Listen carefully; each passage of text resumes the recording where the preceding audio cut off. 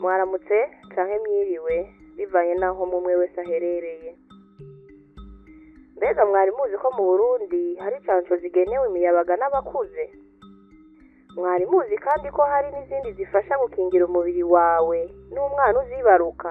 Aha twumvuga incanco nka rumwe rwa coronavirus bita COVID-19, urucanco rwa tetanus, urwa hepatite B, n'izindi nk'izo gukingira kanseri y'ubwinjiro bw'igitereko ruri mu kuza mu gihugu. Urucanco rwa coronavirus mu Burundi cyo kimwe no mu bihugu byinshi rugena abafite imyaka 18 n'irenga mu kugira bakingira abantu b'amagara make nk'abana, abasanzwe bafite indwara zidakira n'abageze mu zabukuru. Kurwifuza wese yokwegera ibitaro bimwegereye bakarumuronsa. Urucanco rwa hepatite B.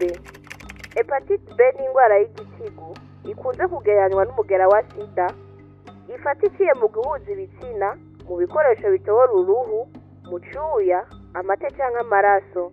Abashobora kuyandura vyoroshe harimwo abakora imibonano mpuzabitsina batikingiye, n'abakora kwa muganga baguma hafi y'amaraso y'abantu n'ibikoresho bitobora uruhu.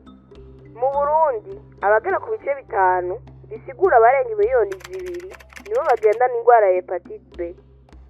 Ubwo rucanco nagone rurahari mu gihugu cacu kugira ngo aho woguze imiti ifufahaza wikingire bikwiye.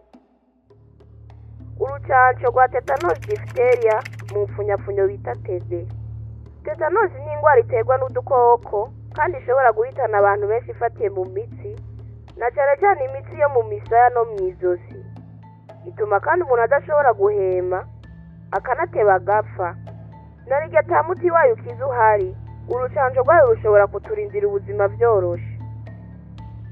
Urucanco rwa tetanus mu myaka yahera rwarakijije ubuzima bw'abavyeyi n'abana babo.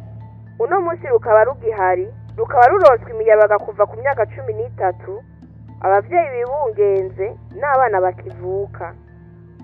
Mu gihe mu Burundi abantu benshi tugifise impungenge z'urucanco rufasha ku magara y'abantu, tugashira imbere ibihuha, twibukanye ko mu myaka yahera ibitigiye by'abantu bapfa byari biteye ubwoba.